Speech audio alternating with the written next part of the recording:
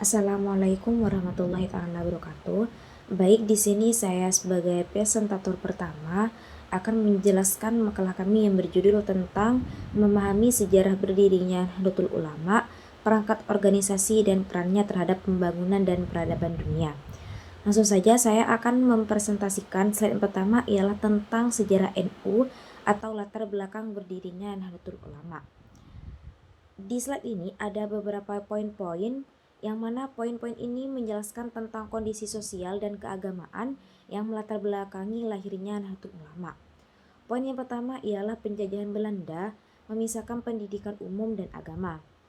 Poin ini merujuk pada kebijakan kolonial Belanda yang memecah belah sistem pendidikan, di mana pendidikan umum dan pendidikan agama itu dipisah seperti itu.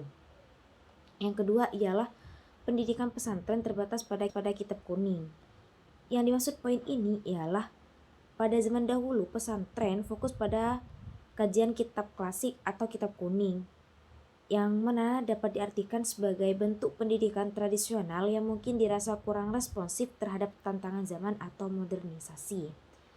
Poin yang ketiga ialah gerakan Wahabi menuntut permunian ajaran, yang mana gerakan Wahabi ini adalah sebuah paham keagamaan yang muncul di Jazirah Arab yang menyerukan pemurnian ajaran Islam dari apa yang mereka anggap sebagai bid'ah atau praktik-praktik yang dianggap syirik. Gerakan ini memiliki pengaruh di Indonesia dan seringkali bertentangan dengan praktik keagamaan tradisional di Nusantara. Poin yang keempat ialah ketegangan antara kaum reformis dan tradisionalis. Ketegangan kaum ini mengembangkan adanya konflik pemikiran dan praktik keagamaan antara kelompok yang ingin melakukan reformasi atau pembaruan agar sesuai dengan modernitas atau sering disebut kaum reformis atau modernis, dan kelompok ingin mempertahankan tradisi keagamaan yang sudah ada atau yang seringkali disebut dengan kaum tradisionalis. Jadi NU lahir sebagai representasi dari kaum tradisionalis untuk mempertahankan ajaran Ahlussunnah wal Jamaah yang sudah mengakar di Indonesia. Slide yang kedua ialah menjelaskan tentang pendirian NU, yang mana di sini juga ada beberapa poin-poin penting yang menjelaskan kapan, di mana, oleh siapa dan apa tujuan utama pendirian NU. NU ialah didirikan pada tanggal 31 Januari 1926 di Surabaya. Ini adalah tanggal dan tempat resmi berdirinya organisasi Nahdlatul Ulama. Ada beberapa tokoh pendiri Nahdlatul Ulama, yaitu salah satunya Kiai Hasyim Asy'ari, Kiai Wahab Hasbullah, Kiai Bisri Syamsuri. Ini adalah nama-nama ulama besar yang merupakan inisiator dan pendiri utama Nahdlatul Ulama. Kiai Hasyim Asy'ari dikenal sebagai Rais Akbar atau pemimpin tertinggi pertama NU. Tujuan didirikannya NU ialah untuk melestarikan aswaja dan Islam moderat. Melestarikan aswaja atau Ahlussunnah wal Jamaah ini adalah tujuan utama.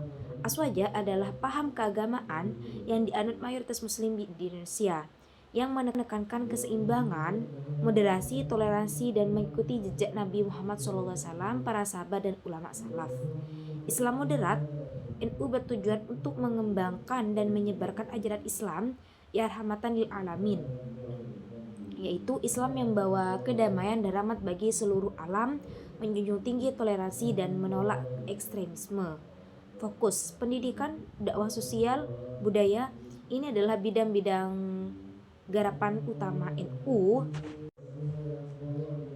Fokus pendidikan, dakwah sosial, budaya, ini merupakan bidang-bidang garapan utama NU dalam menyebarkan ajaran dan pengaruhnya. NU tidak hanya berfokus pada aspek keagamaan murni, tetapi juga terlibat aktif dalam pendidikan atau melalui pesantren dan madrasah, dakwah, penyebaran ajaran Islam, sedangkan kegiatan sosial melalui berbagai lembaga dan pelestarian budaya lokal yang Islami. Slide yang ketiga ialah menerangkan tentang tujuan dan filosofi NU.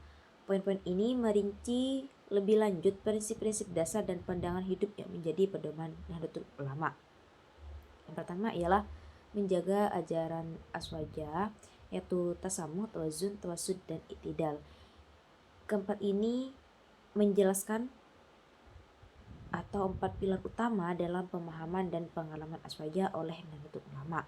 tasamuh atau toleransi, yaitu sikap menghargai perbedaan pendapat dan keyakinan serta tidak memaksakan kehendak. Yang kedua, tawazun atau keseimbangan, yaitu sikap yang seimbang dan dalam segala aspek kehidupan, tidak berlebihan dan juga tidak kurang.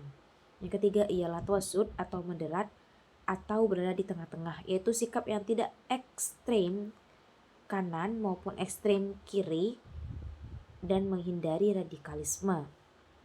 Yang keempat ialah itidal atau tegak lurus atau adil, yaitu sikap yang lurus, tidak memihak dan selalu berpegang pada kebenaran. Menyatukan Islam moderat dengan kearifan lokal. Maksud dari poin ini ialah NU berkeyakinan bahwa Islam dapat hidup berdampingan dan bahkan memperkaya budaya serta tradisi lokal yang positif di Indonesia. Mereka tidak melihat Islam dan budaya lokal sebagai dua hal yang bertentangan, melainkan dapat saling melengkapi. Islam Nusantara.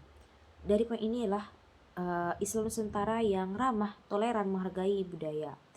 Ini adalah konsep yang diusung Nahdlatul Ulama. Islam Nusantara adalah Islam yang tumbuh dan berkembang di Kepulauan Nusantara dengan karakteristiknya yang ramah, toleran, dan menghargai keberagaman budaya serta menjunjung tinggi nilai-nilai kebangsaan. Prinsip utama dari Nahdlatul Ulama ialah rahmatan lil alamin, yang ini adalah tujuan tertinggi ajaran Islam dan Nahdlatul Ulama, yaitu menjadi rahmat atau kebaikan dan kasih sayang bagi seluruh alam semesta, bukan hanya bagi umat Islam saja. Slide keempat ialah tokoh-tokoh Nahdlatul Ulama. Tokoh-tokoh ini merupakan tokoh-tokoh penting dan peran mereka dalam sejarah dan perkembangan Nahdlatul Ulama. Yang pertama ada Kiai Haji Hashim Asy'ari, yaitu pendiri NU, pemimpin Syuriah pendidikan Aswaja. Beliau adalah pendiri utama dan figur sentral untuk ulama. Menjabat sebagai Rais Akbar, beliau juga sangat berperan dalam membentuk kurikulum dan pemahaman Aswaja di lingkungan pesantren.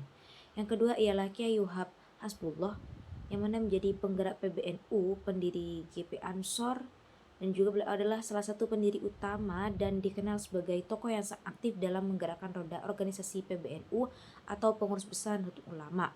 Beliau juga merupakan pendiri gerakan pemuda Ansor, organisasi kepemudaan NU. Yang ketiga ialah Nyai Haji Rodiah. Nyai Haji Rodiah merupakan pendidik, tokoh muslimat NU, pejuang hak perempuan, dan juga beliau adalah salah satu tokoh perempuan penting di Nahdlatul Ulama, seorang pendidik dan merupakan tokoh penggerak muslimat NU yang berjuang untuk memajukan hak-hak perempuan dalam konteks Islam. Yang keempat ialah Kiai Ahmad Mustafa Bisri atau Gus Mus Yahya, merupakan ketua PBNU, tokoh dialog antaragama, dan beliau juga adalah ulama karismatik dan budayawan. Pernah menjabat sebagai ketua PBNU, dan beliau juga dikenal sebagai tokoh yang aktif dalam mempromosikan dialog antaragama dan toleransi. Slide yang kelima menjelaskan tentang perangkat NU dalam pendidikan. Di sini menjelaskan beberapa perangkat atau lembaga NU yang berfokus pada bidang pendidikan. Yang pertama ialah LP Ma'arif NU, ini merupakan ribuan sekolah dan madrasah. Lembaga Pendidikan Ma'arif NU adalah salah satu badan otonom NU yang mengelola ribuan lembaga pendidikan formal dari tingkat dasar hingga menengah seperti sekolah dasar, madrasah sanawiyah, dan madrasah aliyah di seluruh Indonesia. Yang kedua ialah RMPI, jaringan pesantren di seluruh Indonesia. RMPI kemungkinan singkatan dari Rabithah Ma'ahid Islamiyah atau Asosiasi Pesantren Seluruh Indonesia, atau lembaga yang serupa yang menjadi wadah bagi ribuan pesantren yang berafiliasi dengan NU di seluruh Indonesia. Ini menunjukkan bahwa pesantren adalah tulang punggung pendidikan Nahdlatul Ulama. Yang ketiga ialah kurikulum keaswajaan dan pendidikan karakter. Ini menunjukkan bahwa dalam sistem pendidikannya, NU tidak hanya mengajarkan ilmu pengetahuan umum, tetapi juga menekankan penanaman nilai-nilai aswaja seperti moderasi, toleransi dalam pembentukan karakter yang baik pada peserta didiknya. Dalam bidang sosial dan kemanusiaan, NU menggerakkan berbagai program melalui Lazisnu, yaitu Lembaga Zakat, Infak, dan Sedekah. Melalui NU Care, berbagai bantuan disalurkan untuk korban bencana, pelaku UMKM, dan program beasiswa pendidikan. NU juga aktif dalam program pemberdayaan ekonomi masyarakat melalui koperasi, serta terlibat dalam pengentasan kemiskinan, khususnya di kalangan warga NU di pedesaan maupun di perkotaan. Bidang dakwah kultural juga menjadi fokus NU. Melalui Lembaga Dakwah NU dan Lembaga Seni Budaya Muslimin Indonesia, NU menyebarkan nilai-nilai keislaman dengan pendekatan yang ramah dan membumi. Kegiatan seperti pengajian umum, sholawatan, kirab budaya, hingga festival budaya Islam Nusantara menjadi sarana dakwah yang inklusif dan tetap menghargai budaya lokal. Proses kaderisasi di lingkungan NU dilakukan melalui dua jalur, yaitu formal dan kultural. Kaderisasi formal meliputi pelatihan seperti PKPNU, Diklat PIM, Makesta, dan Lakmod. Sedangkan kaderisasi kultural dilakukan melalui pembinaan di pesantren dan majelis taklim. Hal ini memungkinkan terjadinya regenerasi yang seimbang antara ulama tradisional dan juga profesional muda. NU juga berperan penting dalam integrasi antara Islam dan kebangsaan. NU mendukung Pancasila dan Negara Kesatuan Republik Indonesia, serta menolak pandangan yang anti budaya lokal. Melalui program pendidikan, wawasan kebangsaan, anti-hoaks, dan penguatan toleransi, NU menanamkan nilai-nilai keislaman yang selaras dengan semangat kebinekaan dan nasionalisme. Halo guys, perkenalkan saya Ervina Fajroh. Di sini saya akan melanjutkan pembahasan tentang memahami sejarah berdirinya Nahdlatul Ulama. Oke, saya akan mulai dari NU dalam pembangunan sosial.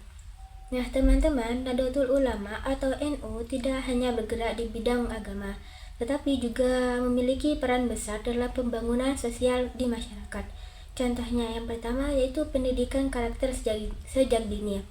NU aktif membangun sekolah dan madrasah yang tidak hanya berfokus pada ilmu tetapi juga akhlak dan nilai-nilai moral sejak kecil.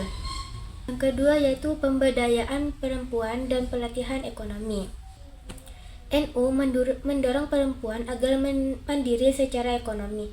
Mereka membuat pelatihan usaha kecil seperti menjahit, memasak, dan membuat kerajinan lainnya.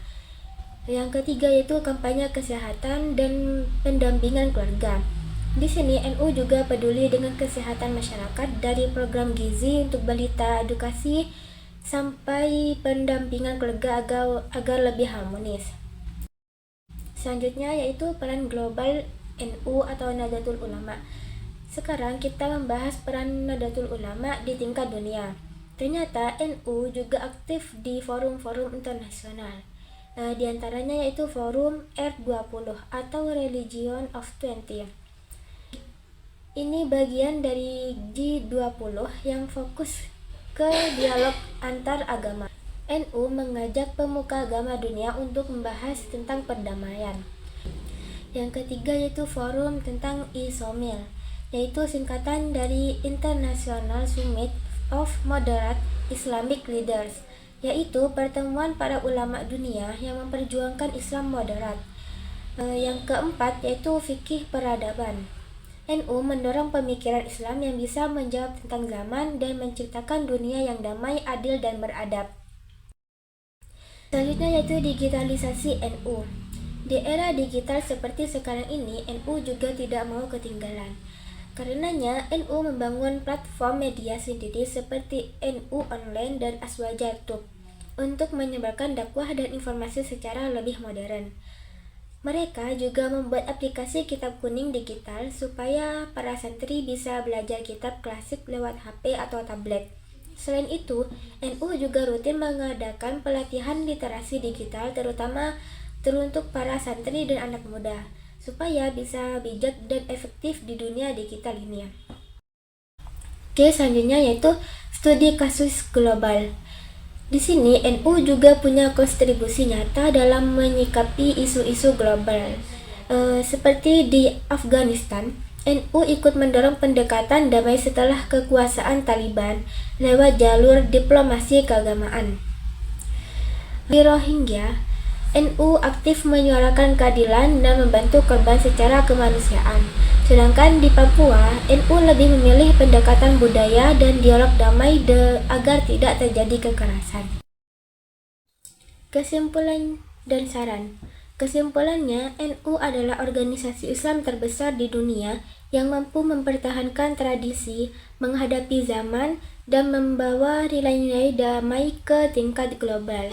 Saran kami, NU perlu terus memperkuat kaderisasi, adaptasi teknologi, serta peran diplomasi global agar tetap relevan dan berdampak luas bagi peradaban.